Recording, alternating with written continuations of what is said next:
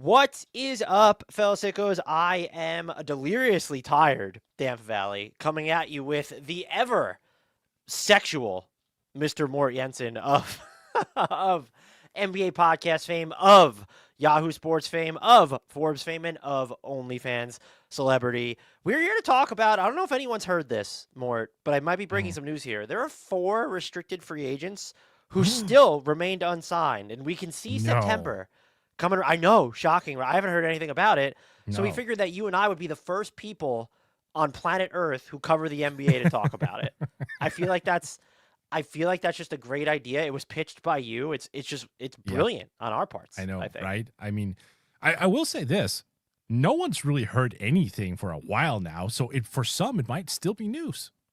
There's been like some Kuminga like updates, but it Right. feels like a lot of the same recycled ones. The one that oddly feels, but we're gonna go into them one by one, but the one that oddly feels like we haven't heard a ton about it is Quentin Grimes, towards everyone expects a deal to get Yeah. done, but there have not been concretely reported offers, at least not on the same level as Cam Thomas. We know about 2 for hmm 28, or Kuminga. We know about 2 for 45, or Giddey. We know they offered 20 or more $1 million a year. He wants 30. Nothing like that with Quentin Grimes, though, which I find interesting. Yeah, agreed. So first, before we get started, and shout out to, oh my God, I would butcher this, Chaleshe Palumba. First time catching you guys live. Cheers. Thank you. We're glad you're here. But first and foremost, before we dive into a topic no one else is talking about, just like we said, Mort, how the heck are you doing? I'm doing very well. As those actually watching us right now can see, my face is all red because my son and I just returned from a trip to Madrid where I'm not going to use Fahrenheit because you guys are just completely fucking up temperatures.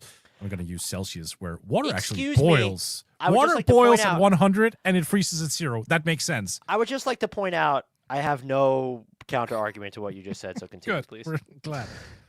We were down there in 43-degree the weather, Celsius, obviously, and that's why I look like a freaking tomato right now. We were actually advised to not leave our hotel because that was the type of heat wave down there. We had to because my son is beginning to become a bit of a basketball prospect. He was down there to work out for 2 basketball academies and even got offers from both. Unfortunately, we couldn't make the finances work. Something that I'm very, very sad about. My son even more so. But it kind of cemented the fact that there's actually some talent in the family for once, which is great, Finally, right? we've been waiting. I know. Me too. That's great. I love it. So yeah, we just came home from there, and well, outside of the disappointment of not being able to make the finances work, we're doing very well. Hope you guys are doing well on your end as well. We're great over here. Look, everyone needs to tune in so that Mort can send his child to schools, programs, outer space, the whole nine. So, Right? go tune in, Right. hit that like, subscribe button. Glad to hear that he did well, though. That's always fun. He did to very, hear. very You should be well. proud. He should be proud. I'm going to be proud by extension. Well, you know what? Association. I'm actually going to extend this because I'm just going to gush a little bit, Dan. Hope you don't mind about this. I'm actually going to gush because there's a little bit of a story here as well. So and people they're like Danes. Some Danes know about this, and they're calling it the Michael Jordan story, because we woke up on the morning of the first tryout that he had at 8 a.m. and he was like kind of looking at me and said, "I don't feel very well," and I thought initially, oh, he's probably nervous. That's mental. Food poisoning. Actual, honest to God, food poisoning. Pizza delivery guy from Utah, I would imagine. You know what? I hope they're not a sponsor. We had pizza from Papa John's in Spain. So, never again. My son and I have made an agreement. Never again. Never again. And we make it to the basketball court. We go there because, look, that's the whole reason we're down there. We're not going to cancel, despite the food poisoning. We enter the facilities, and the air conditioning is not on because I believe it couldn't be turned on until a couple days after we've conducted the tryout for some reason. So there he is, just turned 14, food poisoning with in a gym, 38 degrees Celsius. I'm like, look, look, you don't have to do this. Like, you're going to throw up on the court. He's like, no, I want to do this. Then he starts working out with another player who's 3 years his senior. And the court had a little bit of layer of dust on it because it hadn't been used for a while. So they started slipping around. And I was on the sideline. I'm just thinking, oh my God, this is not going to go well. But the kid he gave me a look, and then he like put his hand down just to show me, no, don't take me off the court. Let me just go through this. And for 45, 50 minutes, I want to say, he just put all that aside and had a great workout. I'm always proud of my son, always. But that just reached a new level for me. I was just beaming of pride afterwards that he just overcame all that, like in a matter of moments. He just kind of said to me afterwards, basketball is the best healer. I kind of found my rhythm because I was able to play. Like, that's proud papa shit right there, Dan. And the academies we went to couldn't have been more gracious and fantastic. So it was a great experience, all in all. Good for him. That's GOAT stuff from him. That's nice GOAT job. stuff. Yeah. Shout out to him for the GOAT. Guys, quick question. Jokic winning another title before he retires. Can you give us a percentage? Yes. Yeah, I'll say yes. What percentage would you give it? I don't know why this number just randomly popped into my head. 56. I thought you were going to say. I was waiting for 69. I was convinced that was. We know where your mind is at. Like, you didn't even introduce me as like a OnlyFans contributor for once. Like, you left something on the doorstep there, sir. Like I said, deliriously tired. I'll go. You said 56. That feels like a good number. I'll go 63. It feels like more than half, but it's so. Winning a title now is so tough. Like, we've had 7 consecutive different champions, and the Nuggets could soon find themselves in cap hell. So that's something we need to consider as well. I wonder what the percentage would have been if they hadn't made those changes this year. Like, it wouldn't have been 56 for me. Yeah, I don't know. That's it. That's tough. I'd say better than half. And if it's not going to be with Denver, I think it'll end up being somewhere else because he's that good. He could win a title as the best player at like the age of 34, 35 or something. Totally agree. Let's talk restricted free agents, what everyone's here for, 7.5 minutes later. Josh Giddey, Mort, you want to take us through the latest goings-ons and your thoughts on Mr. Josh Giddey? Well, I mean, look, my thoughts, first and foremost, I think the Bulls right now are playing this very, very wisely in terms of just basically Did it hurt you to say that? Are you okay? No, I'm always fair. I think right now they are trying to squeeze him. That's the right thing to do. They learned from the Patrick Williams mistake, and they don't want to end up in that same situation. I think that is a very good process. Like, for them also, I think they're recognizing if we overpay him significantly, like if we cave and we give him $30 million a year, is he even going to be tradable on that contract? Like, I think they're actually having those concerns and those conversations behind closed doors where they're looking at, like, how can we actually give him a number that makes sense for both sides where we can pivot off of him later without having to relinquish assets. And if that's the thought process, which I think it has to be at this point, that's pretty smart for them. And it's the right call. So, Giddey can stick with his demand of $30 million a year. I think that's a preposterous number for him. I think the Bulls came, what was that? It was reported that they were interested in like 20, a little over 20 a year. Somewhere along those lines. That's just such a easier contract to move. So I look, it can't really go wrong. I think if they stick with the 20 something million a year, like 22 million a year, let's just say that, then he can decline it and just pick up the qualifying offer. And then he's an unrestricted free agent next summer. Fine. Because losing him is frankly not that big of a deal next year. And if he signs, then cool, you have a guy who's tradable on a contract that is, movable. I think, I would most likely agree with all that. We always see these situations where when sides blink, it feels like both of them maybe blink at the same time, but you're never going to see, my point being, teams really squeeze. Like, even with Isaac Okoro and the Cavs last year, that took forever. He still ended up getting over $10 million a year or right around there. Right. Different level of player.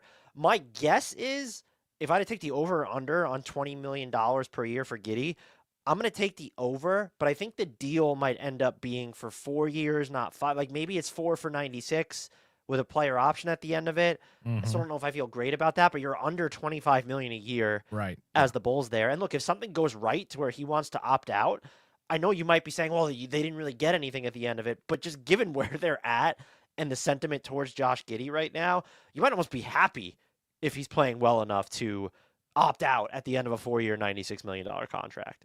Right? Yeah.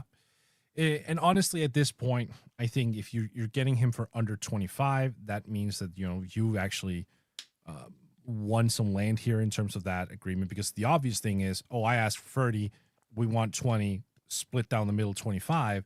But like if you get him for 20, 23, 24, we're also kind of proving a point here going, look, your archetype is not really NBA-esque in 2025. Like no 3, no D players aren't really that. No 3 is a little extreme at this point, is it not? Well, okay. Limited 3, no D. Is that better? Is that more fitting? Sure. Plenty of P for passing. Lots of turnovers too. It's a lot of T. He's just not that dude, right? And I think that was something we've discussed before, that if you want to tailor an entire team around him, it's also important to understand the limitations that come with that. And I do think the Bulls are like, no, we can't justify doing that. Like, he can't be our best player. There's just no way in hell that we can justify that. And that's also sending a message that you're not going to be paid like a max guy. Just not at all. So how do you think that this ultimately winds up? Well, I guess in terms of length, do you think this ends up being like a 3+1? Do you think that there's a chance it's a 3-1 and maybe they even get a team? Like if you're the Bulls and you go 4 for 100 with a team option at the end of it, is Josh Giddey just saying no to you? He got almost to 20, he got 25 million a year split down the middle. Right. Is that might be the Bulls' I hesitate to say ideal outcome, but it's got to be pretty close to it at that point, no? Yeah, I mean, that's probably where that's leaning. I think that scenario is pretty realistic, so that he would get, 75 million guaranteed. That's not bad, right? All things considered over 3 years. I'd take it, I suppose. Yeah, right? I mean, given that you're not really certain that he's going to duplicate what he did in the second half of the year over the course of a full season. Plus, we've actually seen that movie before, right? Like, Thunder fans were all like, oh, this is your first time? You got to the playoffs, no one guarded him, became unplayable. Yeah, for sure. Right, exactly. So if that's the play, I wouldn't be surprised if it's 3+1. Hell, I wouldn't even be surprised if the Bulls were like, fine, you want big money, then you're going to get a 2-year deal, and then the team option attached to that either, like a 2+1. I think there's so many scenarios in play right now for those teams. Now, we should do sort of like a not a confidence meter, but what's the percentage chance that he signs his qualifying offer? Which, for anyone listening, watching, who might not know what that would do, low cap number next year. Right. But here's what that does. Josh Giddey has veto power over any trade. And once he is traded, his bird rights do not transfer. So this is like, it's probably more of a disaster. It's a disaster scenario, I think, for both team and player. But I would argue it's worse for the team, because you could still keep him and then have his bird rights. We saw the Hornets do that with Miles Bridges.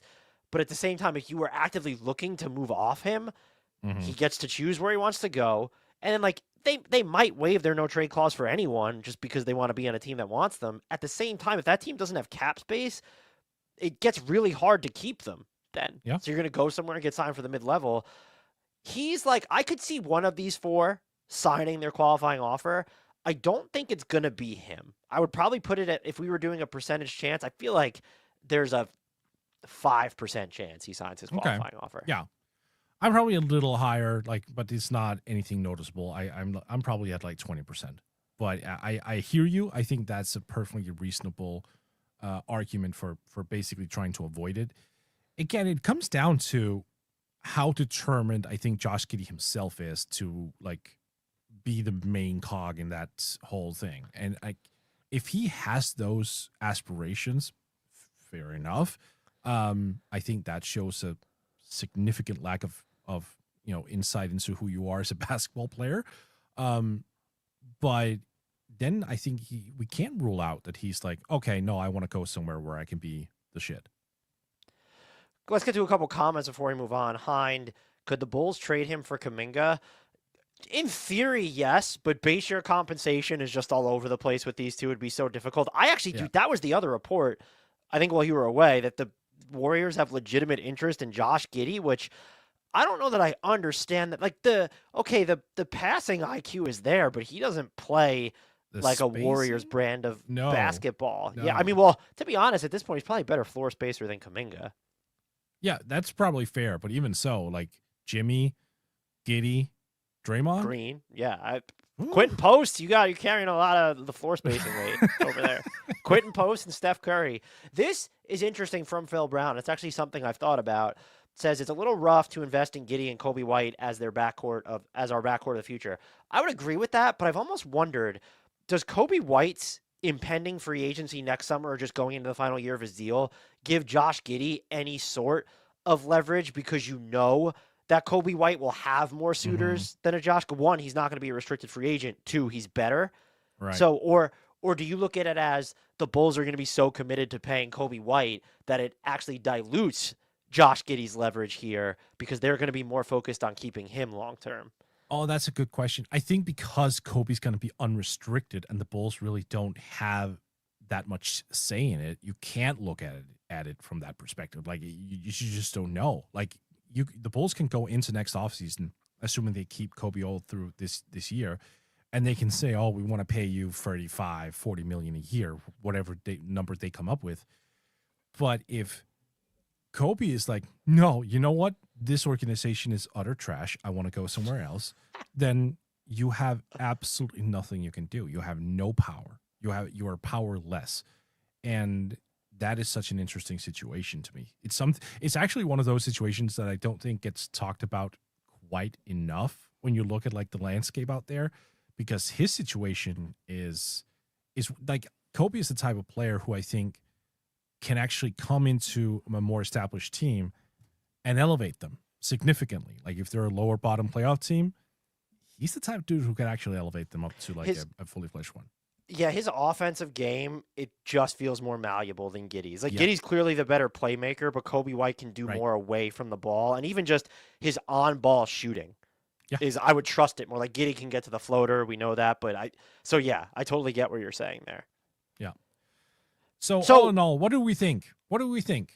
I'll give you my official prediction. I think I already gave it. I'm going to go 4 years, $96 million with a player option at the end of it. That'll be my official prediction. I'm going to go 3 years, 75 with a additional, team option for the fourth year for the same money. So 4 years, 100, but 3 years, 75 guaranteed. Wow, so we're close. So it's basically you have a 3 minus 1, I have a 3 plus 1, and they're within $4 million of each other. But like, I hope it groupthink. won't get that. For the Bulls' sake, I hope they get him for less. He has no leverage, but we just never see teams squeeze players to that extent. This next person, I'm actually, I think, most intrigued by this one. Quentin Grimes, the Philadelphia 76ers. There has just been, I don't know if you've seen numbers floated out. I've seen right around the mid-level or $2 million, and that's the type of the things I've heard around the $16 million territory. But like, there's not a lot out there on the years, how much he would be compensated. He's so fascinating to me because the Sixers are so fucking confusing. And it's not like we treat this team as this really damaging wild card, and they are because of Paul George, Embiid, those contracts. But they're also not barren of younger player types. When you look at Tyrese Maxey, Jarris McCain, they now have VJ Edgecombe, and Quentin Grimes is somebody. But this is also intriguing because, okay, we get to say that. Where does Quentin Grimes fit into whatever context of the Sixers you believe is going to materialize? Because you either value what he did on the ball for them last year towards the end of the season, in which case, well, how does that fit into how does that fit into a team that has Maxey, Embiid, and George playing? But also, how does that fit into a team that also has Jared McCain, Tyrese Maxey, and VJ Edgecombe if you went all the way young? Yeah. Does he want to play? We saw him kind of it was more so in New York than Detroit, and I don't think he was in Dallas even long enough for this to come up. But like he bristled a little bit at his offensive role. So is he willing to play the 3-and-D? Because he can play. Just in New York is when he typified it the most. We saw a little bit of it more in Dallas. He can play the 3-and-D role. Does a lot of stuff off ball and will defend his ass off. is he willing to play that after he gets paid? Because that player's still valuable. He's not wing sized at 6'4", around there. But like that's still someone who could guard the point of attack, guard twos and maybe some threes and just knock down threes. And we know now that he can create a bit for himself, especially if you want to roll him out against second units.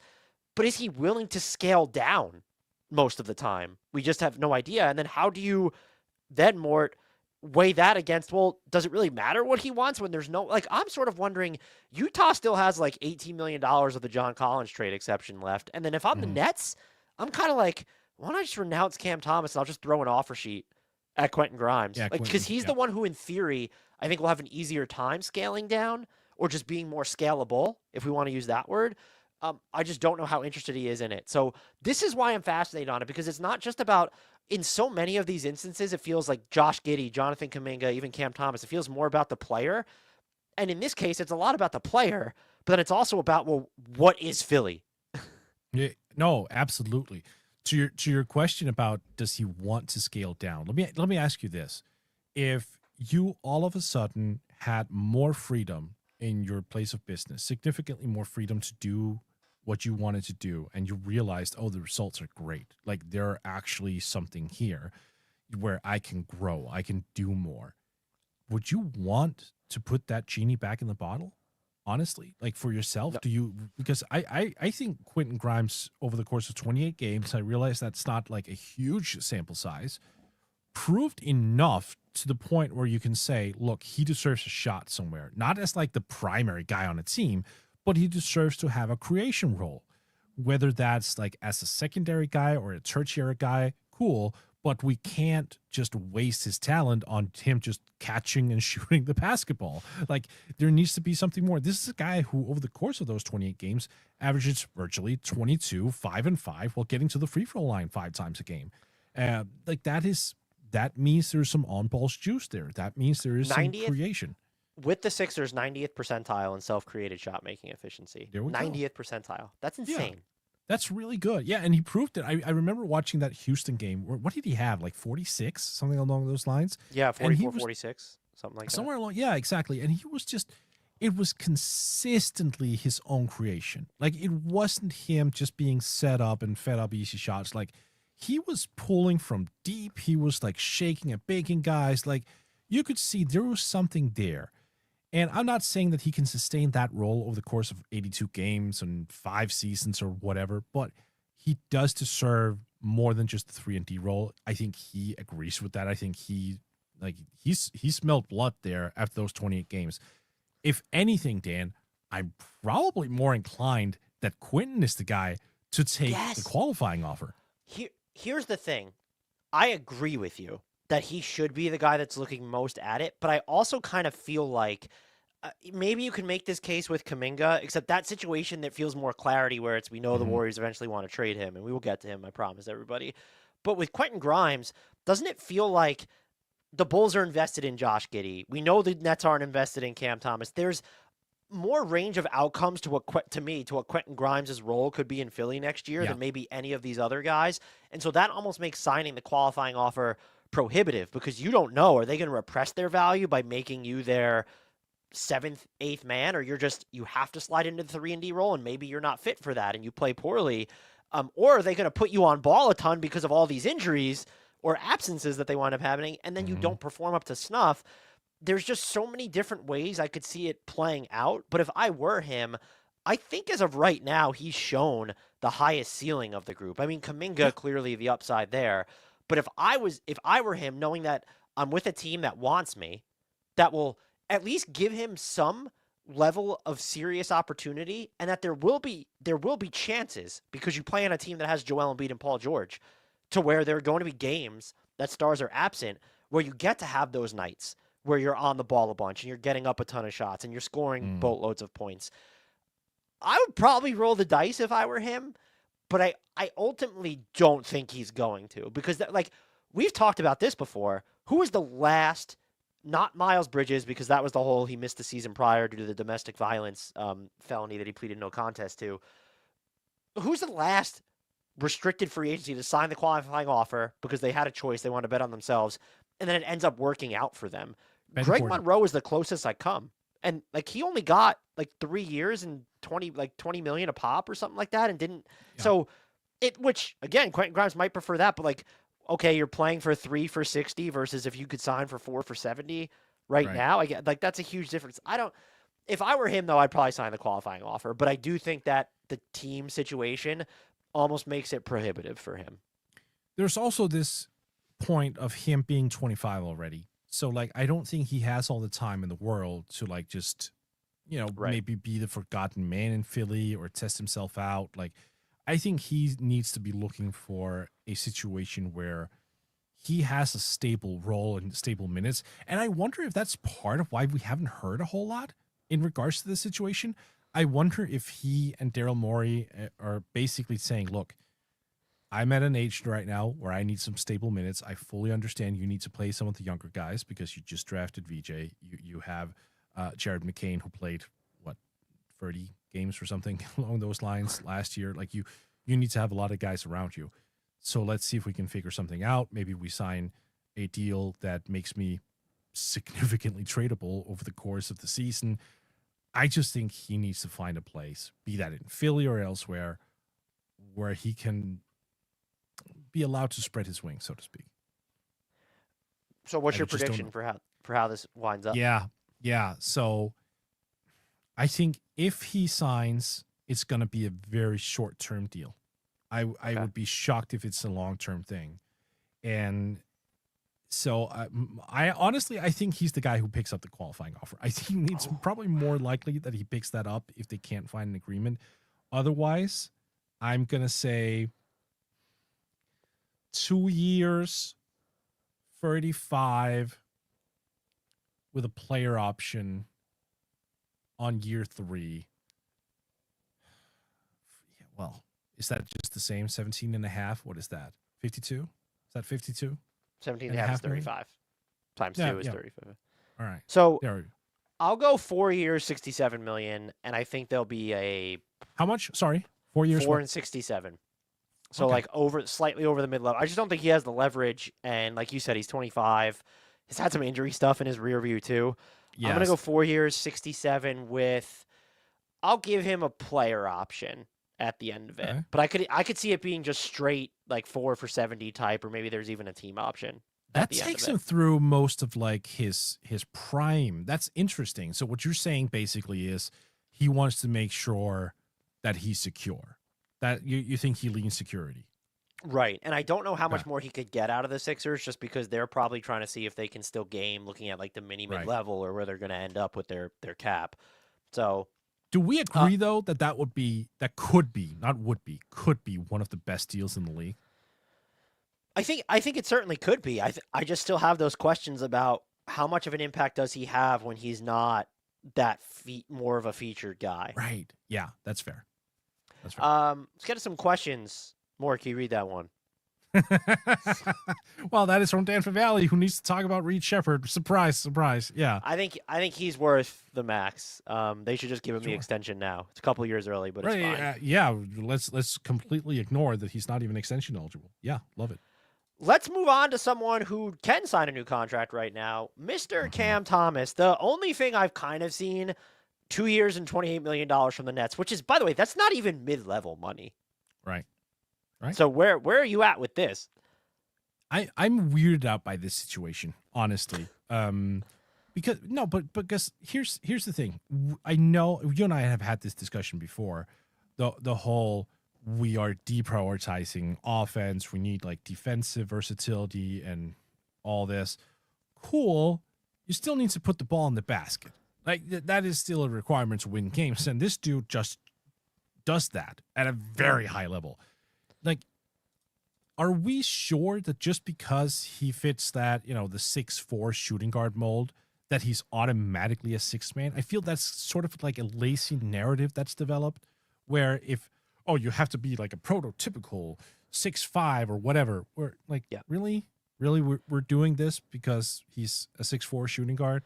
Then we're just automatically pigeonholing him into like a 6-man role, despite the fact that his offensive explosivity is extremely good.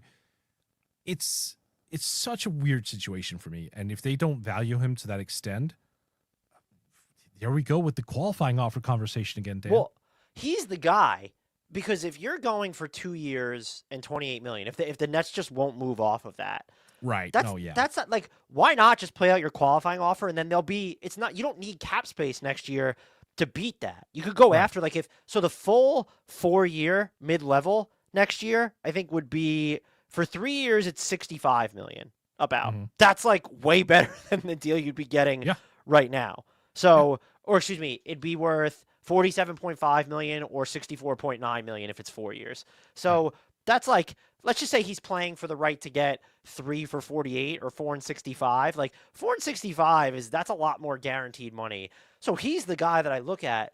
And I agree with a lot of what you said. There needs to be more. I think he's shown that he can score from a bunch of different levels now, like even maybe trusting his 3 ball a little bit more. Yeah. The defense is still not great. And the passing is just, it's improved, but it's not improved enough to where you think he can drive offense for others. And like his rebuke to Zach Lowe saying that his first, second, third, and eighth option was scoring or whatever it was, he basically came out and said, if you remove everybody on the Nets who passed, he was the second best passer on the team. And that's like, what are you proving there? Right. And so if I'm him, can you be more of a playmaker or can you make more of an impact on defense? I'm probably signing my qualifying offer. This is all to say, though, I kind of understand where their Nets are coming from because I think that they could, like having him, yes, put the ball in the bucket, but look at who they just drafted. When you have Ben Suref, when you have Nolan Traore, when you have Yegor Demin, when you have Danny Wolf, who's like a center who thinks that he's a wing, basically, there's just, you have other guys that need, I don't think Danny Wolf needs to be one of them, to be clear. I think it's more about Yegor Demin and Nolan Traore when you're looking at having the ball. But like, I understand why they're playing hardball here. And I think actually someone's probably bringing it up in the chat now. Yeah, bringing up the salary floor. Like, yeah, the Nets need to hit that, and signing Cam Thomas would be a way to do that. They can also just do shit like, for some reason, the Heat gave them Haywood Highsmith with a second-round pick. Right. I don't care that he was injured. That was a fantastic trade for the Nets. It's like, they could find a way. Like, the salary cap floor I'm just not worried about. They'll find a way to spend the money if he leaves. Right. So this is kind of a situation where you can make the case that the Bulls should find a middle ground with Josh Giddey. You should absolutely make the case that the Sixers should find common ground with Quentin Grimes. We'll get to Jonathan Kuminga. With Cam Thomas, if I'm the Nets, like, I don't need, if he leaves, so be it. If there's a better opportunity on the trade market to take on salary, some team is coming with you and offering something, I would probably renounce him and not worry about it. It's fine to carry his rights right now while nothing's going on. I understand why they're holding firm. Now, if I were the Nets, just to have that, if he was willing to sign an inflated deal, like a 2-1, so a 1-year deal with a team option on year 2, 2 years and $45 million, just to have that trade chip rather than carrying cap space into the season, and it's functionally an expiring contract, then things get interesting. He'd be rolling the dice though, because I actually have not. I already remembered. Is the 2-year deal? Is it a team option on year 2 for 28? Has it been reported as a team option? Because then that would change things. So. But like, if I'm Cam Thomas, even if they're guaranteeing me $28 million, if you offered me 2 for 45, I would absolutely roll the dice on making. Yeah, let me make $22.5 million next year, and maybe there's a chance another team picks up that option if I get moved, or the Nets need me as tradable salary. So I don't understand necessarily why the Nets haven't gone that route, but this sort of feels like I do also understand why they're kind of acting haphazardly in this or indifferently in this situation. Yeah, no, that makes sense. My God. Look. Would Cam Thomas sign a team-friendly deal if MPJ shows him an Andrew Tate video? Look, I'm not misogynistic, but I'm about to say something that's incredibly misogynistic. My God, I don't. Denver wins that trade by default. We didn't factor in the galaxy braining podcast clips nearly enough. No, we were evaluating that trade. My God. Shout out Phil Brown. Excellent comment. That was a good one. Look, I understand that you also have to invest in all of the rookies that you drafted, and that I'm putting aside my feelings about Brooklyn's first-round draft. I was not enthused. Give me your Drake Powell thoughts right now. Go. Super athletic. Okay, fair enough. Look, I get it. But I also think there's somewhat of a known commodity in Cam. Mhm. And if they're willing to pivot off of that and just lean into the uncertainty of it all, and like if they still want to play the draft game, okay, fine, sure. Like we've seen teams do that a million times. That's not necessarily a bad strategy. I would probably have a hard time seeing a guy who averaged 24 like that on like a guy who gets to the line, who takes a lot of threes, like just get renounced. That would just be a new low in terms of like not valuing scores in today's game. And then I don't know who would be standing in line to like just get him immediately, but like he should have so many soothers, it's not even funny. So this is actually a great question. I didn't even read. I was only reading it cursory. I thought they were mentioning the Nets have to get to the salary floor. But from Abdullah Farhan, I have a technical question. If the Nets don't hit 90% of the salary cap, do you get fined by the NBA or punished? Why not just go ahead and with it being a lot below the luxury tax or the floor? So in past years, I would argue that teams were too focused on hitting the salary floor because the money just went to the player. Like, why not give your players a bonus? I think the Thunder basically did that Yep. one year. They were below the salary Yep. floor. The players got to pay out for the difference. Now, however, you forfeit your luxury tax payouts, like Yep. from the rest of the league. And so, unless you think that, and I think then you have the cap hit will also be on your books so that you can't even use that space. Maybe you could still use that space. I'd have to confirm that. But unless you think you're going to make more money by not paying out that money to players, than by forfeiting the luxury tax share that you get paid, that's how they're forcing teams to hit the salary floor. So And I this think is a good thing. This is a good thing because Yeah. it means more money to players. So I love this. And I will say, like, it means more money to more players because I didn't hate the Right. other way to where it was, well, yeah, you're just paying out all these guys that are, but also it does force you to go out and make and sometimes maybe it's not necessarily more players. It just forces you to make more moves because if you're taking on a bad contract from another team, it doesn't need to hit the salary floor. You haven't spread that wealth around, really. Yep. So, but yeah, so they need to hit the salary floor. Your prediction for this, Mort? Well, I think I'm digging what you said about like the 240, right? Like 20 million a year, and that's a trade chip. Unfortunately, right, it couldn't be the player option because then it's a 1+1, and that means technically he would have a no trade clause. So, are we sure that if he signs a 1+1, but the last one is a team option, he doesn't have a no trade clause, right? There's something about the 1+1s. On the team options, I don't think that won't kick in a no trade clause. I don't think. But it's only on player options. Yeah, okay.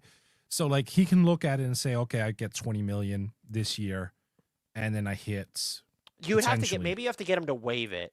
So maybe it's a situation like that. But I Okay. think the Nets aren't giving you an inflated 2-year deal, player option, Right. team option, unless you waive that right to that makes sense. veto stuff. Yeah. Well, I mean, I think that makes sense because I don't think this is a team that is so in the midst of a rebuilding process. Having a trade chip that they can actually move off of has to be something that they prioritize. I don't think Michael Porter Jr. has a significant amount of trade value. I do think he's kind of crucial for the development of their guards because they need to have, a play finishing target. I wrote about this over at Forbes the other day, but I do You worry also- that he goes full just fuck boy and is looking Right. off people all the time. And like, I don't Yeah. think, I think Jordy Fernandez is too smart to let that happen. So I'm being hyperbolic here. No, but still, I do wonder, have we forgotten that Cam Thomas can also be that asset? Someone who just receives the balls and score? Like, yeah, having but he's not. a spot up His guy. play finishing includes a Yeah. lot of dribbling. Yeah, it does. That's fair. That is fair. No, I think like a 2-year deal with one being a team option, but the number is so tricky, right? Because you're saying 240. I would which say only 240. guarantees- I think 240. Like, what is that? How does that hurt? Oh, you the said Nets? 245? Yeah, that was my thing. Is like because then you're Okay. almost getting to the 28 million number. He has the chance. It's like the Bruce Brown basically that he Right. got from the Pacers that one year. Yeah. I wonder why they're not like. Do you have a reason for why they wouldn't want? Is it because they want to keep like that's too big of a number to move? Like trading 14 million is just so much functionally easier. I'm just curious as to why they haven't given that more consideration. Right. Well, again, if his archetype of player is not particularly attractive around the NBA, then I understand paying him 20 million a year is rough. I mean, we just had this conversation with Josh Giddey as well. Like the Bulls should hope that he's tradable during the course of his contract. So if you overpay for Cam Thomas and teams are like wary about, an undersized shooting guard, then I understand why the Nets are hesitant to give him a big deal. But at the same time, the talent is just so overwhelming. If you said 2 years, 45, I'm just going to say 2 years, 40 with a team option in year 2. I'm gonna predict. I'm not sure how much I actually believe this. He's gonna sign his qualifying offer. This feels like the guy who might have the self-confidence, and can he talk himself into believing that the Nets are still going to give him opportunities so he'll be able to prove his value, or does he maybe think that the Nets won't care as much about trading him to a team without getting a ton of return? So if he's making his qualifying offer, yeah, he has veto power, and his next team doesn't have his bird rights, but at this point, competing for the mid-level exception is actually a step up, or 2 steps up for him. Our final guy, Mort, is probably the highest profile one, right? Yeah. Mr. Jonathan Kuminga.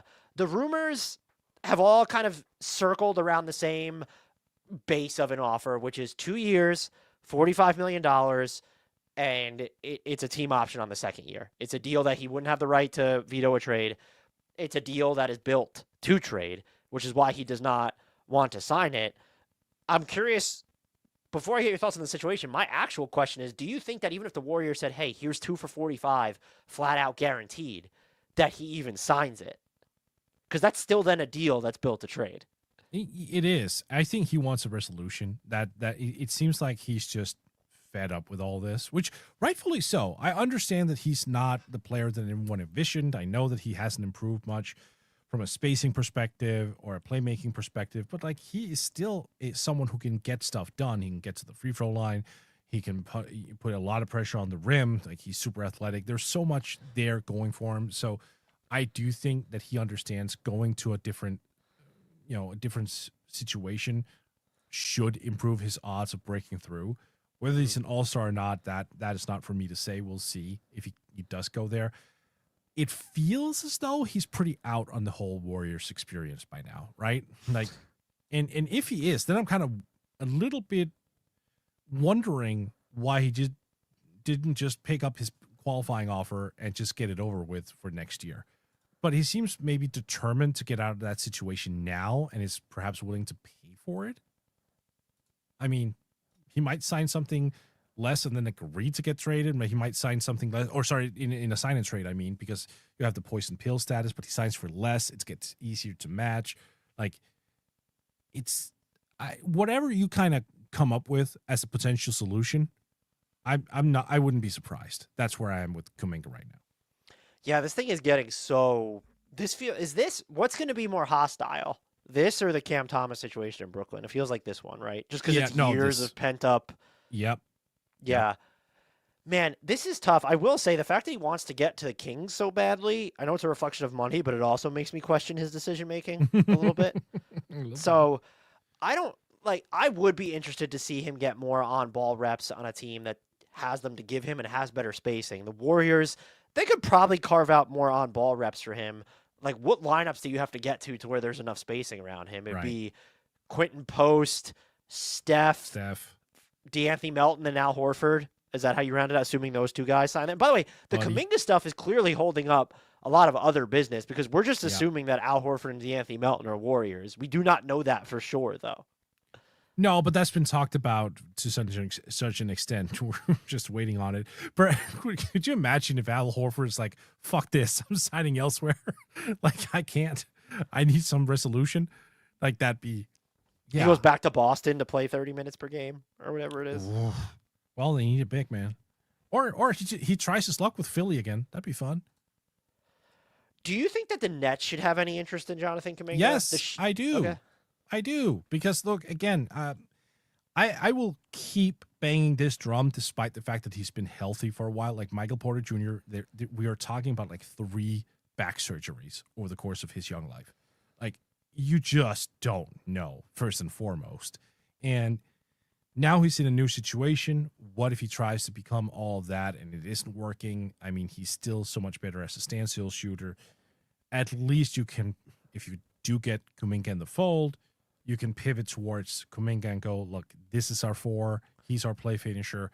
He's someone who can finish way more at the rim. He's someone who can get up and catch lobs. He can even play some small ball five. Like, perhaps that's the way to go and move forward. But again, it depends on how the Nets view this thing. Like, do they think that they had such a great first round in the draft? They're like, yeah, we're just gonna carve out a shit ton of minutes for these 5 guys. I don't know if that's how they look at it. Yeah, I don't know that I love him there. But like Cam Thomas better not be back if that happens. You can't have that many on-ball scores that aren't Right. good No, passers. that's a little too many. I agree. In addition to having, I would say the 2 that I'm focused on are Nolan Traore and Yegor Demon. Having them, that gets all sorts of confusing. The Kings, their best trade offer, like if you're getting into sign-in trades, that doesn't Devin Carter and Malik Monk. That if I'm the Warriors, I kind of understand why that wouldn't move me. And then you have to figure other stuff out as well because of base year compensation. Miami was reportedly interested at the beginning of the offseason, and in theory, they haven't done, like, they're very small on the front line. They do have that, I think it's, what is it, a $16 million trade exception from Duncan Robinson? I'll have to double check that, but they just ducked the tax, so you'd have to, where's Terry Rozier going as part of this trade, or Andrew Wiggins? Are they a team that should have interest in Kuminga? Probably not, right? I don't think so. The Pelicans were that was a report that they were interested. I think that died down. And the Bulls were interested. Like, there have been teams out there who are interested. It's just a matter of trying to get him there via sign and trade. That's difficult. I believe I saw someone mention, like, oh, if only the Warriors and Bulls could swing like a Kuminga for Vooch type of framework. I don't even know what Kuminga would have to earn, like, specifically for that to work out, because only half of it is like outgoing. $40 million basically. And Right? then how are the Bulls making that? Yeah, so Yeah, exactly. I don't think there's a way for that to make sense. Now if you get like Io Dosunmu back in a Kuminga sign trade, what else do the Bulls got? I wouldn't mind him on the Warriors. No, but like, I just need to know how you match those salaries. That's the tough part. I mean, basically, so for anyone not familiar listening or watching with base year compensation, in layman's terms, if Kuminga gets a $25 million salary, let's say, his new team that's acquiring him in a sign and trade, they're taking on $25 million in salary. That's what it counts for. For the Warriors, though, it only counts as $12.5 million in outgoing salary. Yeah. And so that gets all sorts of complicated to where now if you have a team that can send back uber cheap players that fit into that structure, sure. Otherwise, you need to get third teams involved or expand the deal, which is why the Kings one is so complicated, because I think you have to give up Buddy Hield in that one as well. And if I'm the Warriors, like, to get Devin Carter and Malik Monk, it's not something that moves me. Right. The Suns were reported out there, but their offer's kind of funny. It was like Royce O'Neal and then like a bunch of second-round picks, like, was basically the baseline of it, I think. So that doesn't move me if I'm Golden State. No, I don't think anything moves me. I also think if I'm the Warriors, I fully acknowledge that there's a level of skill and a level of potential here that is super intriguing. So I also want to get something in return for sending that out, because, you know, I'm guessing that the Warriors are looking at this like, okay, well, we control his future right now. Unless he picks up the qualifying offer, we hold all the cards. So why should we relinquish him and get something back that we aren't really that interested in? That makes sense. But if anything, I would argue that the base year compensation issue right now is like really fucking these 4 teams up. Yeah, no, I would agree with you. Would a package of like Jalen Smith and Io Dosunmu do it for you if you're Golden State? That's 16.5. So if you were to give Kuminga, that's a $33 million salary. That gets really difficult there. So yeah, that's like it would have to be just like Io, which is just insane. Yeah. So what you were asking, Jalen Smith and Io? That would if you could work it. If it could work it. Let's say the Bulls are willing to pay Jonathan Kuminga like 2 years and $60 million or something like that. You probably could game it. Well, would that even? And then, but they can't. They don't even have money to absorb. No, they would have to send out. You'd have to like find a team to take on Javon Carter. Yeah. That's not for the Bulls situation with so much room under the luxury tax as of right now. Anyway, I mean, if Josh Giddey's contract impacts that a great deal as well, that might not be the end of the world. But I will say this: Jalen Smith and Io Dosunmu in Golden State all of a sudden I'm looking at Golden State with a bit of an eye and going, I think I could have said Jalen Smith and Io DeSumo to Charlotte, and you would have said, I'm looking at the Hornets with like an eye on maybe they're going to win the title or something. So, oh no, there are limits, sir. There are limits. But no, I just having a floor spacing big man like Jalen Smith, who's like a permanent monster, that I think would just fit so well in Golden State. Well, and Io is just super underrated, as we've talked about. Yeah, he is. Well, here's the thing. We're focusing a lot on like how would you get rid of Jonathan Kuminga? We've mentioned that there's all this upside. Is there any? And I can understand the Warriors not wanting to punt on even as someone who doesn't count themselves as I don't want to say a Jonathan Kuminga believer, but a skeptic. At least when I have Grant in my ear every other podcast talking about how he's going to be like the next Paul George. He doesn't say that anymore. Have you seen anything, or do you have any sort of conviction in him scaling down a little bit to where, yeah, in second units or something, when Jimmy Butler is off the court, maybe Draymond's off the court too, or just one of those guys is off the court, you could use him as an on-ball weapon, but do you have any faith that he could become in the core lineup groups, which is what they want him to come, someone who will space the floor, move without the ball, make quicker decisions, compete on defense and or rebound? I just listed a lot of things, but they're all sort of just they're basic archetypal things of someone like he has the physical tools to do all of those things. I guess you could get into, do you think he has the IQ to play like the movement brand of Warriors basketball? I don't know. And the off-ball gravity too, right? That's also a question. Teams aren't going to guard him yet. He would need to prove. I remember last preseason though, he was taking like 10 threes per 36 minutes and just banging them in. I'm asking this because I honestly don't. I just feel someone with his talent upside, you should be able to say like there has to be a scenario in which he isn't playing the exact role that he wants, but he's still really good, rather than going through these stretches where it's, oh, look at him when he plays more than 30 minutes per game and he's better on a shorthanded, less ideal version of the Warriors. Has there ever been a stretch where he was on the ideal version of the Warriors and then just fitting in for an extended period of time? No, there hasn't. And it's interesting because what you're asking him is to scale down when he has made his intentions very clear that he wants to scale up. You know, he wants to be a star. He wants to be the big thing. I was going to say, in his defense, I know that he's not blameless here, but in his defense, it's easier to scale down if you're going to get paid anyway. And the Warriors have kind of telegraphed, we're not going to pay you. We'll pay you for 2 years. But to what end is that his fault? It's he hasn't played. I go back and forth because he hasn't played the role that they've needed, but they've also had an incredibly short rope on him, it feels like, for the past 4 years. His entire NBA career. Yeah. Right. I mean, the dude has never even cracked 27 minutes per game in a regular season. But that's you just see some of like the defensive lapses or the rebounding lapses like on the glass, and then you kind of get it. I don't like everyone feels simultaneously at fault here. Like there doesn't No, but like, okay, I would also say as much. If you have lapses and you're looking you over the shoulder all the time, like, are you really going to significantly improve down the line? If you're that fearful of getting pulled whenever you make a mistake? I probably not. But also, like, even when he's been at his peak, I think the drawing fouls, the rim pressure, especially when on the ball, when have you ever looked at what he was doing at his best and said, you know what, that makes a lot of sense for the Warriors? Like, right. It's alongside. And by the way, they've probably made it harder for him just by trading for Jimmy Butler. Big time. Yeah. Big time. And also, like, just the fact that Draymond is such a reluctant scorer. I think he had a bit of a better year here last year, but it's still a team that so heavily relies on not just the playmaking, but the overall creation level of Stephen Curry, who, like, you kind of hope that Steph goes into God mode every second game because it's what you need him to do.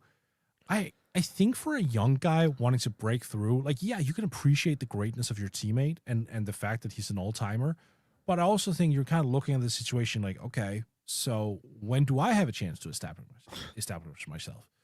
Like, it's not saying that's the right approach to take, but I understand it. I want to ask you this, though, like, because I agree with you that the Warriors are not the best situation for him. What team is? Like, what team out there like just makes sense from like a Jonathan Kuminga perspective? Like, what gives him the best way to move forward?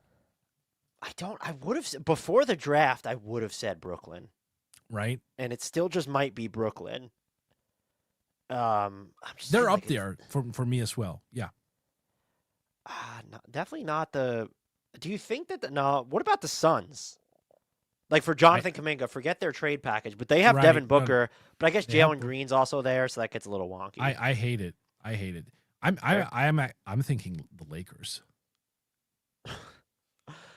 With LeBron and Luka and Austin Reeves, Just- that's the best situation for him. Well, so here's the thing. Like, LeBron is not going to be there forever. We know this. Like, they extended Luka. Now is the time where they have to make like a certain pivot, right? Like, they have to know that LeBron is not going to be there forever. If you get Kuminga in there in that system, like, we know LeBron is an elite passer, we know Luka is an elite passer. Like, they are not going to take shots if Kuminga is right at the rim. Like, they are going to relinquish their own shots to make the right play. Like, yes, do they take a lot of shots per game? Absolutely. Do I also trust them to make the right play? Yeah, like, without a doubt. And if they somehow can get him going to a larger extent, I don't see any reason why Kuminga just couldn't slide into Rui's spot and take that over. Okay, go with me on this. And I think the problem is you need a third team to take the player they would have to send out because they just don't have many other players to trade. Okay. What if Milwaukee said, we'll give up Kyle Kuzma and the first round pick that we could trade? I doubt they would include AJ Green as well, although he would be fire. They have Buddy Hield already, but he's better defensively for sure. What if there was something like that, like Kuzma, AJ Green in that first or even if it was Kuzma and AJ Green? No, it'd have to be Kuzma that first and AJ Green for Buddy Hield and Kuminga. If there's a way to make something like that work, I think you need a third team to take on Kuzma is the problem. So what's the compensation for doing that? But my point is, Right. what about Milwaukee where you have Giannis and Miles Turner as the other front line members and Bobby Portis as well? So nothing but like two floor spacing bigs. Right. I'm just wondering where he'll play. Like how will Jonathan Kuminga get his touches there in his minutes? I think Doc has favored the ultra huge line where it says we'll go with. They'll probably play Kuminga at the 2 with Portis, Giannis, and Turner for all we know. I was about to say starting at shooting guard. So I'm gonna be honest with you. I don't hate. I was about to be nice and say I don't hate that fit. I do hate that fit. I don't like it. Sorry. I'm out here throwing out courageous ideas. You're just naming flagship markets like the Lakers. Okay. You want to get real about this? The Nuggets. The Nuggets would make sense. Him as a play finisher next to Jokic. Now you're really putting a lot on Jokic to make the most of your. Like, is Aaron Gordon still there? Like, what does the package even look like in Denver? That wasn't what we're discussing. We're just discussing like the best fit. But like the Nuggets would be a great fit for him. What about Indiana? Obi All Toppin, right. I guess, is like part of the primary outgoing money. Right. I don't know. Are the Warriors getting? I guess you're getting Jarris Walker. Is like will Jonathan Kuminga just physically push Siakam out of the starting power forward spot? Well, maybe you're going Siakam at the 5. Look, I mean, like look at their centers. Okay. You have Isaiah Jackson, Jay Huff. Wiseman's back. Not like a ton of options there. Yeah, that's true. Phil Brown, would Kuminga developing into an Aaron Gordon type player be the most realistic option for him? Oh, I don't hate that. That would be nice. I mean, that would be a fantastic outcome for him. Yeah. He's never shown even when Aaron Gordon was in Orlando trying to be like a Paul George type offensively, the defense was always there. I haven't seen that from Kuminga. So even if you believe he could scale down offensively, but like, it comes back to the Warriors give him the right opportunity. They might be in theory, he could have been that on this team with the way they might like to play. Yeah. When you look at how Gordon plays off Jokic. At the same time, they've given him such a short lead. It's, my God. No, I don't know who's more right here. And we've just gone through it. I haven't loved any of the destinations that we've thrown out there. And it's in large part, it's because of the question that hovers above Kuminga's lack of floor spacing. Like, because there's a team where I think the power forward situation is fairly open, where it could be an interesting situation. That's the Spurs. But like, could you imagine the spacing issues there? Like Fox, Castle. I could barely imagine them right now. Right. Like that wouldn't improve the shooting wise, right? Like it's so tough nowadays to fit in non-shooters, which is really the takeaway from this. It's the Man, same. It's the same reason why we have doubts about Giddey. All right, you came up with something. I actually think this would be interesting. Okay. If they can find a way to, but they're not getting out of the tax. Then how are they getting out of the tax? Like, what if the Celtics just said it'll be some type of mega deal, Anthony Simons and Sam Hauser, and then Kuminga goes to Boston. So I think the Warriors end up with Hauser. You figured out a way to turn Anthony Simons send him to another team for a much cheaper player, right? And you're shaving the $12 million, $13 million or whatever you need to as part of this. Okay, that's actually interesting. I'll give you that. That's funny. That's good. That's a good one. Okay. Now I would have concerns maybe without Tatum with their spacing, just because Chris Boucher is there, so they'll be fine. I take that back. They're gonna be okay. And and he can play with Tatum when Tatum gets back. Like that's not. It's the Jaylen Brown, Jonathan Kuminga stuff gets me a little weird, but maybe he would defend in Boston. So I don't know. It's a developmental place. Yeah. I don't like the idea of them, as stupid as it sounds, giving up Sam Hauser there. I think that for this season he'd be important for a shooting, but they're not trying to win this season anyway. No, they're not. They shouldn't. They should actually go the opposite direction. Absolutely. Do we find it? I think I like it. I don't know what the exact. It's the one I like the best. Like that's real because of the more quote unquote realistic options. Still my favorite would still be Denver. Kuminga in Miami from Phil Brown. I kind of hate. There's so. He fits the whole we're not going to play anybody except for Khalil Ware, who's bigger than 6'9" model. But I just don't know how you get him because you'd have to find a play. Like they've traded. Like, are you trading Wiggins to a team and then getting back Kuminga and then that team is sent? Because you're not getting anything for Terry Rozier, right? At this point. No. Yeah. Okay, let me throw this last. We have one more question though. Anthony Simons or Cam Thomas? Mort, who would you rather have? I'd rather have Anthony Simons and Simons because of the off-ball gravity and whatnot. He's just so much easier to implement. I think he's the better passer too. I think so. That is fair. I'm going to throw this team out there as well for Kuminga. And I'm not thinking about the financials here. Like, you'll have to fix that. The Pistons. I actually thought you were going to go with the Pistons. Yeah. I don't love it because you have Ron Holland and Asar Thompson and Cade and Jaden Ivey. And where does he fit into that? Forget about they don't have a floor spacing 5 right now. Right. Shout out Bobby Klintman. So, where does he fit for you? I'm asking. Where does he fit into you for that? Yeah, look, this is like a pure upside gamble where you kind of hope that everything sticks with the shooting and someone else learns how to shoot. Because, again, this is the Achilles heel right there. Like, I love that Cade takes more threes, not an elite shooter. Ivy, good shooter, low volume. Is that sustainable? Is that something that you can transfer over to a full 82-game season and he'll hit 40+% from 3 over the course of that many games? I don't know the answer to that. Asar Thompson, again, probably never going to be like a clean shooter. Holland, questions. Duran, questions. Even Karis LeVert, who they signed this year, is not a seamless shooter. It's going to be difficult, absolutely. But are we just at that space where regardless of where we send Kuminga, it's going to be a question because of the lack of shooting? Yeah. But that's so, yeah. I don't love Detroit for him. I think I'm just I want to see what Detroit is as currently constructed. Yeah, that's also fair. I get that. Do you know what might be on brand for this front office? That because we just don't know what they're doing. What if it was just PJ Washington to Golden State, you figure out a way to get Caleb Martin to Brooklyn or into a Jazz trade exception, and then Kuminga goes to Dallas. So you want him to basically you have Cooper Flagg and Anthony Davis. That would be so, and Najee Marshall. That'd just be funny, right? No. Yeah, no, I don't like that, Dan. Basically, we have to find it's so specific, right? You have to find a team where there's a bit of an opening at the 4, where all the positions around you around that open position are good shooters. I don't think that situation exists. No, and if it does, it's I think Boston's my favorite that we came up with, which is just, I think you could just say you could pencil in Brooklyn. Right. That would not be an egregious one. And also, I don't hate him in Chicago. I just don't see like the pathway to getting him. And then if you're also paying Right. Giddey, I hate that path for Yeah. Chicago. Same.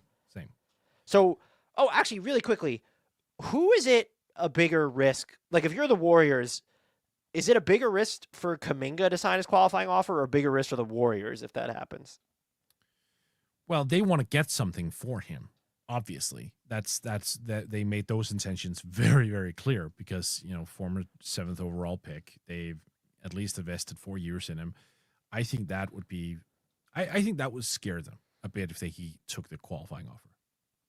I think it's a disaster for them if he takes the qualifying offer. And honestly, if I'm them at this point, I probably wouldn't push back against just if he's willing to sign a 2-year guaranteed deal or a 1+1.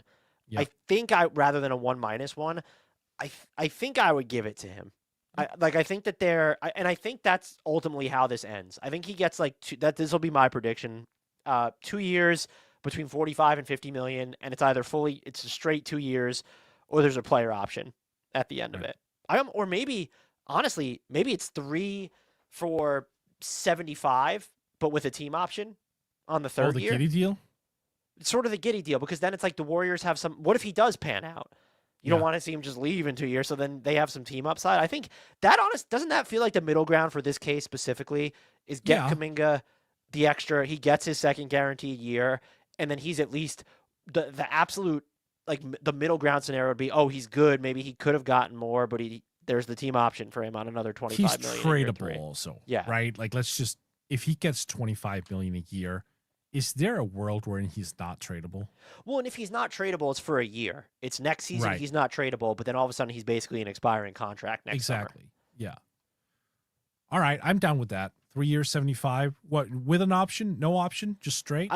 No, I would go. If I'm the Warriors, I'd push for the team option, because I could see. Because then if you just go straight or with a player option, there probably is a world. We saw it with Jalen Green, but he was a featured part of that offense. Kuminga's not guaranteed to be that for Golden State. I think there is a world if you guarantee him 3 years that it spends 2 seasons as a non-asset just underwater. So 2 guaranteed, and then it's the last year. Yeah. And honestly, I'd have to do the math with. This is Josh Schwartley says, why not Philly? Making the math work would probably hurt my brain. Yeah. At this point, when you're looking at the Sixers, I hate that. I don't like him and Embiid together. Yeah. But they weren't they a team that was interested? That was last offseason. The report was Philly is interested in Jonathan Kuminga. I honestly don't remember, but you might be right. I don't love the fit. And it's also just, what does that deal look like? Quentin Grimes is gone, right? Yeah. And then I'd rather have and maybe not for Philly specifically, but in a vacuum, I'd probably rather have Grimes right now than Kuminga, because I think he's so much easier to implement because of the off-ball gravity and And then there's just a weird overlap, not overlap, but it's so what does that, having Kuminga, what does that do to VJ Edgecombe? I know they play different positions, and I guess you're just deciding VJ Edgecombe will never have the ball. Right. And the money's just so tough. They're 3 highest paid players. Yeah. This actually lends itself well to a future episode we need to record. We need to identify players who make it so difficult on teams to make a call on them because of their weaknesses that are so specific. Yeah. If you catch my drift. Yes, I catch your drift. I'm actually still trying to figure out a Philly. It would have to be Oubre, Drummond, and are they giving up? That's the only. And it would have to be then a Grimes sign and trade. There's multiple teams involved, and is Philly giving up a pick? Because if I'm Golden State and I'm not getting if I'm getting Quentin Grimes as part of the deal, is that, if you're the Warriors, is that tickle your fancy at all?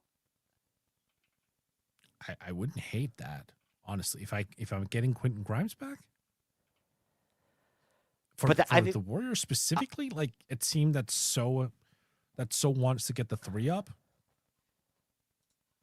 I guess so. That's but you still need a third team to make that. And who wants? Right. I guess you could find a taker for Kelly Oubre Jr. I don't know about Drummond, though.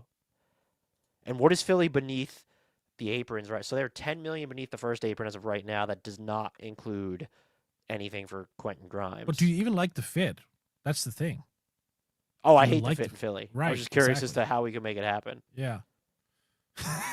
let's go out of a way to make it happen, even though we hate the fit. So yeah, I think it's going to end up a 2-year deal with a player option, but I think it should be like a 3-year deal with a team option. I think that allows both parties to save face and makes the most sense at this point. Would you consider, if you were the Warriors, let's say he'll sign your deal, the team option one, the 1+1 or the 1-1, however you want to frame it, would you go up on it to get him to sign that? Yeah. Why wouldn't I? You would. It's short term. I think you'd be worried about, well, then how can we give Al Horford the mini MLE still if you go, let's say, 2 for $50 with the team option in year 2? Oh, well, if I go up, I don't want to go up to a point where it comes with consequences for other players. Like, what is the max number you can go up to before that starts getting tricky? I don't know. I'm assuming they gamed it out perfectly. I don't actually know what that number would be, but if Kuminga's cap hold right now is 20, I mean, they basically offered him his cap hold, $22.9 million.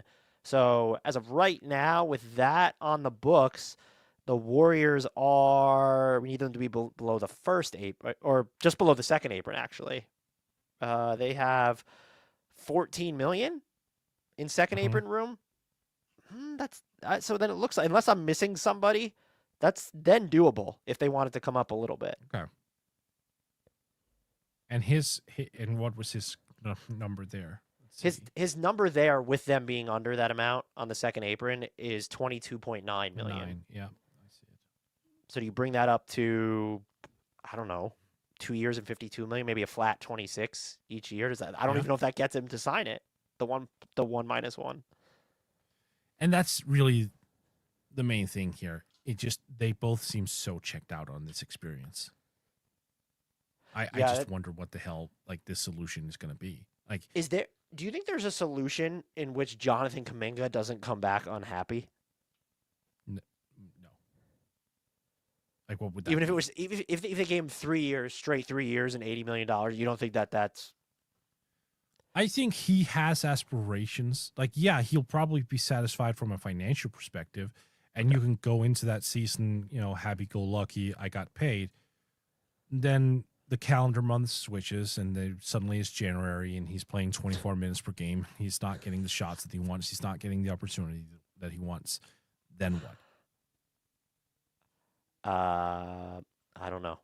Yeah. No, this feels like we're just waiting for this thing to end, right? Like, this is a doomed relationship. We're in that friend circle where there's a couple, they hooked up. We all know it's going to end up poorly. We're just waiting for that shoe to drop. So, final question before we get out of here. Yeah. Is Jonathan Kuminga on the Warriors past the 2026 NBA trade deadline? So this coming February? No. Okay. He is gone. I don't know if he gets a second guaranteed year. I don't know if you could just, I guess you say he'll just sell low. I'll say no too. It just feels like that's where this is headed. But unless, of course, he signs the freaking qualifying offer. Oh man. So we both think that I have Cam Thomas as the most likely to do it. You have Quentin Grimes as the most likely to do it. What's the percentage chance that you give this one of ending with a qualifying offer? Probably 10%, because I think he understands that he needs the Warriors as a vehicle to get somewhere else. Yeah. I'll go 20%. I could just a one. He seems like a wild card to me. I'm not gonna lie. Yeah. So. Yeah. Mort, this was great. Were you able to just tell everyone who's watching, listening, and thank you for everyone who watched live. It makes it. We do this to interact with you, but also because it's a lot easier. I don't have to edit. It's just up there on YouTube and live. Yeah. Mort, it's actually just because of your own laziness. That's why we're live. Yeah, we all know me, Mr. Lazy. Mort, can you tell our listeners where they can find you and all the fantastic work that you do? And by the way, that's funny because I know how hard you work. That's where the joke is. I don't work hard at all. I think that's right. I haven't watched a basketball game since 2015. I don't think. Right.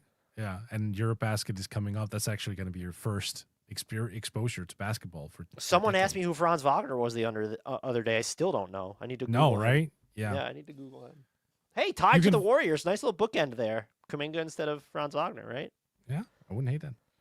You can find me over at the NBA Podcast. You can find me at Yahoo Sports. Find me at Forbes as well. And if you, by Happenstance, Speak Danish. You can find my podcast work at Buzzerbeater.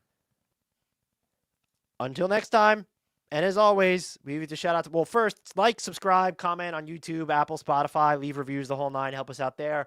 Our look-aheads continue to roll out. They'll probably be eventually just dropping fast and furiously as I get them done. As a reminder, for anyone who hasn't seen them, we go deep into the weeds.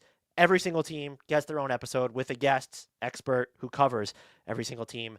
Check them out. Like, comment, subscribe, share the episodes. That helps out a ton as well. And now, most importantly, until next time, and as always, we leave the shout out to the one, the only, still waiting on his offer in free agency, Mr. Frank Ntilikina.